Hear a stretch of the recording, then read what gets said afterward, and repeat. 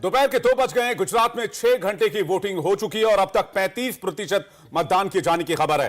सुबह से मतदान की रफ्तार बेहद तेज दिख रही है। इसके बाद प्रधानमंत्री नरेंद्र मोदी वोट डालने के लिए पहुंचे। 8 अलग अलग तस्वीरें हम आपको दिखा रहे हैं, अहमदाबाद से लेकर विरमगाम तक और मां हीराबाद से लेकर आनंदीबेन पटेल तक। ये तमाम तस्वीरों को आप देखिए जिसमें सभी बड़े सियासी दिग्गज वोट डालते नजर आए, जिसमें गांधीनगर में शक्ति सिंह गोयल ने वोट डाला, प्रधानमंत्री नरेंद्र मोदी ने अहमदाबाद में वोट डाला, अमित शाह ने अपने परिवार के साथ वोट डाला। इसके बाद आनंदीबेन पटेल भी वोट डालने के लिए पहुंची।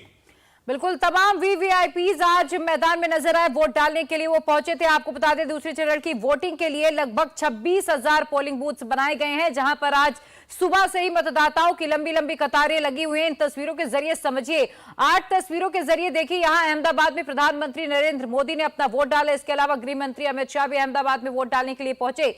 सीएम भूपेंद्र पटेल वोट डालते हुए नजर आए। इसके अलावा वीरगाम में हार्दिक पटेल भी अपना वोट कास्ट करते हुए दिखाई दिए। गांधीनगर में प्रधानमंत्री नरेंद्र मोदी की मां हीराबेन भी अपना वोट कास्ट करती हुई नजर आई। इसके अलावा आनंदीबेन पटेल, साथ ही वीके सक्सेना, दिल्ली एलजी भी नजर आए। तो तस्वीरें हमने आपको दिखाई किस तरह से अलग अलग इलाकों में अलग अलग दिग्गजों ने वोट डाला। आपको अब आगे बताते हैं कि सेकेंड फेज में गुजरात की मुस्लिम बाहुल्य सीटों पर ओवैसी की जो पार्टी है वो भी चुनाव लड़ रही है। 13 सीटों पर ओवैसी इस बार चुनाव लड़ रहे हैं। एआईएमआईएम के लोग क्या कह रहे हैं, नेता क्या कह रहे हैं, आइए देखते हैं। हमारे साथ है एआईएमआईएम प्रमुख बैरिस्टर ओवैसी। ओवैसी साहब, आपकी जनसभा में मैं मौजूद था, काफी भावुक हो गए थे जनसभा के दौरान, क्या वजह थी? वह भाई इंसान है, कोई पत्थर के बने हुए तो नहीं है, कोई रोबोट नहीं है। हर इंसान को, आपको, हमको अल्लाह जज्बात देता है।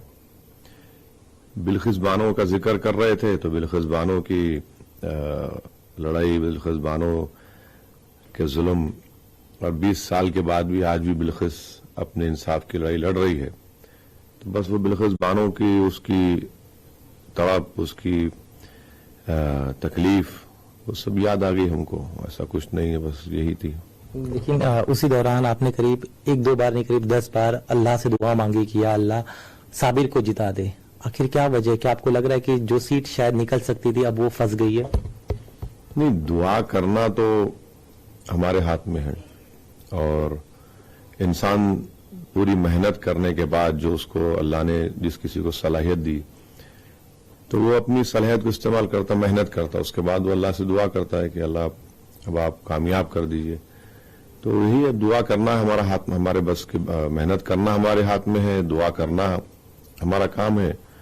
और अगर इस जमीन और आसमान का खालिक अगर चाहेगा तो कामयाबी मिलेगी, ये मेरा ईमान है। बिल्कुल, लेकिन देखिए, आप जैसे आक्रामक वक्ता अगर इस तरह से सरेआम है ना, उन्हें आंसू बहाते हुए देखा गया, तो कई सारे लोग कह रहे हैं कि लगता है कि आपको यूं आंसू बहाते देख उनको लग रहा है कि आप नर्वस हो गए इस पूरे चुनाव में।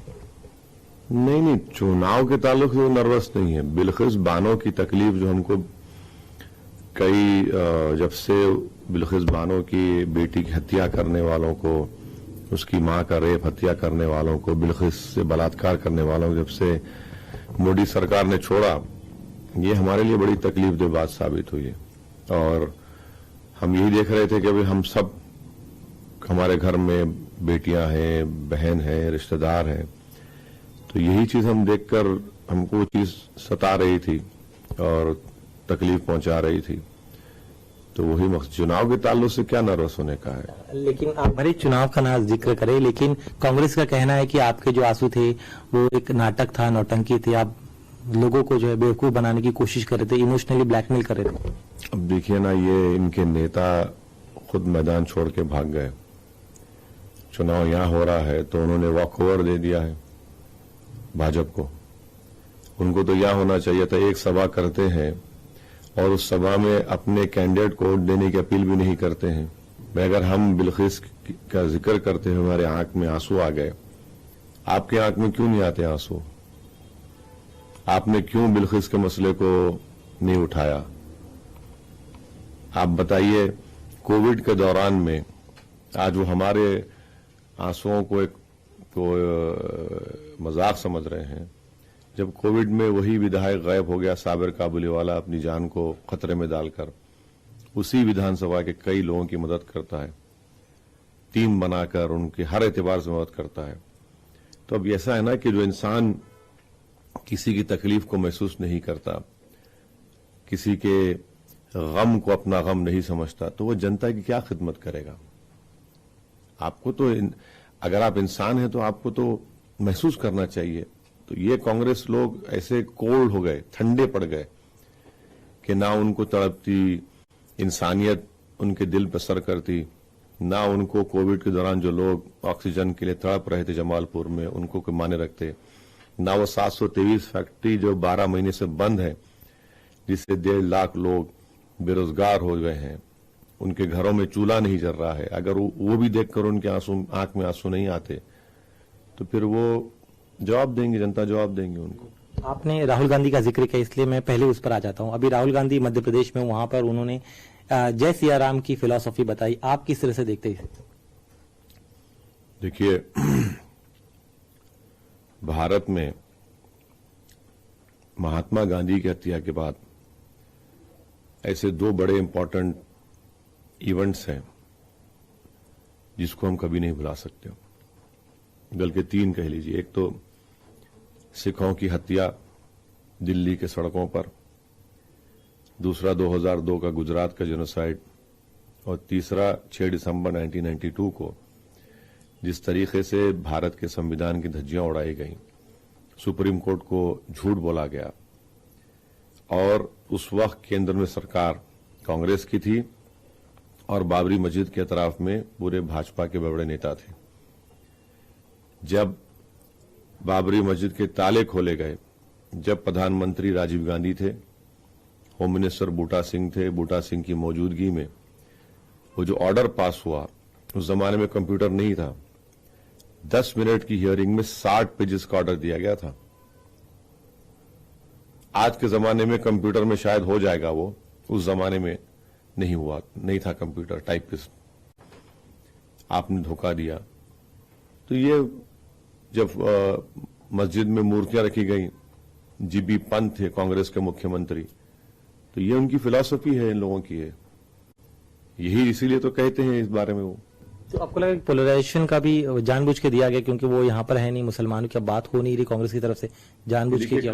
कांग्रेस हो या दिल्ली के मुख्यमंत्री की पार्टी हो या समाजवादी हो या राजद हो या जो कोई अपने आप को सो कॉल्ड सेक्युलर कहता है, वो वही पॉलिसी पे चल रहे हैं जो देश के प्रधानमंत्री ने 2014 से शुरू की, बल्कि गुजरात से शुरू किया था कि भारत की राजनीति से मुसलमानों को गायब कर दिया जाए, इनविजिबल कर दिया जाए। अब उसी तरह उसी राह पर ये लोग चल रहे हैं। तो ना मुसलमान का नाम लेंगे मगर मुसलमान का वोट चाहिए, बिल्किस की बर्बादी का, तबाही का जिक्र नहीं करेंगे मगर वोट चाहिए। खेड़ा में बच्चों को रोड पर लाकर मारते हैं झूठे इल्जाम में, उसका जिक्र नहीं करेंगे मगर मुसलमान का वोट चाहिए। हम जब चुनाव लड़ते हैं तो बोलते हैं भाजपा आ जाएगी, तो भाई 27 साल से आप भाजपा क्यों नहीं हरा पा रहे हैं? हम तो पहली मर्तबा लड़ रहे हैं ना चुनाव। राहुल गांधी कैसे स्मृति ईरानी से हार गए? क्या आप वहां पर बी टीम बन गए थे? 84 में एक आखिरी मर्तबा एक मुसलमान एमपी गुजरात से जीता था, जिता के बताइए ना आप, कौन रोक रहा है? तो ये इनका दोहरा चेहरा है। इसी तरह लच्छेदार गुफ्तगू करते हैं और ये समझते हैं कि जो देश ने जो इंडियन नेशनलिज्म को मानने वाले हैं, जो आज भी गांधी, सुभाष चंद्र बोस और मुजाहिदीन आजादी की उनके ख्वाबों को पूरा करना चाहते हैं, वो देख रहे हैं क्या हो रहा है। गुजरात चुनाव का जिक्र करते आपकी जनसभा के दौरान हमने देखा कि किस तरह से वहां पर एक हंगामा खड़ा करने की कोशिश की गई है। तो कांग्रेस की तरफ से कोशिश किया गया था। जब आप पदयात्रा कर रहे थे तब काले झंडे भी दिखाए गए। कांग्रेस कह रही है कि लोग आपको पसंद नहीं करे, वो हमारे कार्यकर्ता नहीं थे, लोग आपका विरोध कर रहे हैं। ऐसा है कि जब हम उस इलाके में, शाहपुर इलाका है वो, शाहपुर में जब हम दौरा कर रहे थे तो वहां पर खास तौर से मुस्लिम महिलाएं इतनी मोहब्बत से हमसे पेश आ रही थी, बुला बुलाकर सर पर हाथ रखकर आशीर्वाद और दुआएं दे रही थी, फूल के माला पहना रहे थे खुशी में। तो वहां पर वो दरियापुर के जो मौजूदा विधायक हैं उनका घर है, तो उन्हीं के घर के ऊपर से थोड़े बहुत लोग खड़े हो गए, हम अपना पद यात्रा को रुके नहीं, हम चले गए सामने से, फिर पलट कर फिर आए, हम पूरा इलाका फिरे। अब ये लोग ये समझ रहे हैं कि ऐसा करने से कुछ फर्क पड़ेगा। जनता देख रही है, आप जो हरकत की है वहां पर उन आपको दिख जाएगा। मगर एक बात तो है कि कांग्रेस के एमएलए के घर के ऊपर असदुद्दीन ओवैसी का नाम आ गया, देखा आपने? तो इन मस्खरों को, इन जोकरों को प्रोटेस्ट करने का तरीका भी नहीं आता। अहमक हैं ये लोग कि तुमने अपने ही घर पर मेरा नाम का पोस्टर लगा दिया, मैं तुम्हारा शुक्रिया अदा करता हूं। उसी जगह पर उस शाम के वक्त नरेंद्र मोदी की जो है रोड शो भी गुजरा। अब बीजेपी कह रही कि आप जो तमाम कोशिश कर रहे थे जमालपुर में, वहां पर मोदी के रोड शो से सब कुछ पानी फिर गया, हवा जो है बीजेपी के पक्ष में उस चलिए देखते हैं क्या होता है। रोड शो से प्रधानमंत्री गए हैं जरूर, मगर हम गलियों में गए हैं जमालपुर के। प्रधानमंत्री रोड पर सर हाथ हिलाकर चले गए। वो 723 फैक्ट्री वालों के घर चले जाते, उनसे पूछते कि क्या बर्बादी हुई है। उनकी सरकार ने फैक्ट्रियों को बंद करा दिया। प्रधानमंत्री रोड से चले गए तो कम से कम जमालपुर के बहरामपुरा के उस राम रहीम नगर के स्लम में देख लेते कितनी गंदगी वहां पर है, कितने स्कूल बंद कर दिए गए दलित और मुस्लिम इलाकों में। और ये जो टाउन प्लानिंग का टीपी आता है उसको मंजूर नहीं किया जाता। तो प्रधानमंत्री इन चीजों को देख लेते तो लोग उनको बता देते, मरो चले गए हैं गाड़ी में हाथ हिलाते हुए, तो बहुत अच्छा है। 13 सीट में से आप कितने सीटों पर आपको लग रहा है कि जेन्युइन चांस है यहाँ पर जो है एमआईएम जो है पतंग खेलेगा, उड़ेगा? देखिए, हम तो 13 लड़ रहे हैं और कोई भी पॉलिटिकल पार्टी आपको ये सवाल के जवाब में यही कहेगी कि हमने तो कोशिश की है।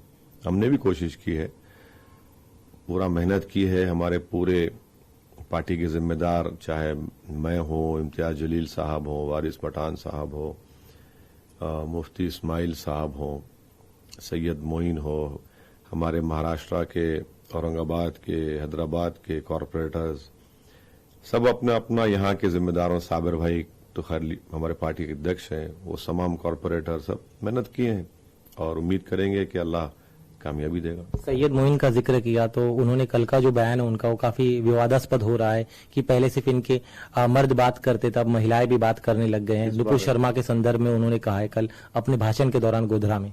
जानकारी है आपको इस बारे में? वो तो बीजेपी में नहीं है ना अभी। नुपुर शर्मा है क्या बीजेपी में? वो नहीं है ना बीजेपी में। सस्पेंड करे या ले लिया वापस उसको?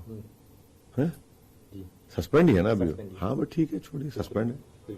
एक आखिरी सवाल मेरा जानने से पहले, मुसलमान मतदाता हम कई जगह आज घूम रहे थे, वो थोड़ा कंफ्यूज है। उन्हें लग रहा है कि आपके साथ जाएं या फिर कांग्रेस के साथ जाए, अगर दोनों के में अगर मत बढ़ जाते हैं तो फायदा बीजेपी को हो जाएगा। आप उनसे क्या कहना चाहिए, क्योंकि अभी भी वो कंफ्यूज है? हम तो यही कहे हैं जमालपुर में कि यहां पर मुकाबला साबिर काबुलीवाला का और भाजपा के कैंडिडेट का है। जहां जहां हम जमालपुर में, हम खुद पर्सनली कई जगह पर गए, हमको जो महसूस हो रहा है कि इंशाअल्लाह ताला यकीनन यहां की जमालपुर की जनता ये तमाम समुदायों से उठकर साबिर काबुलीवाला को अपना नया विधायक बनाएगी इंशाअल्लाह। शुक्रिया हमसे बात करने के लिए। कैमरामैन अरुण के साथ Dinesh Maurya, India TV, Ahmedabad. India TV हर वक्त हर जगह डाउनलोड करने के लिए सर्च करें India TV news Google Play Store या ऐप स्टोर पर।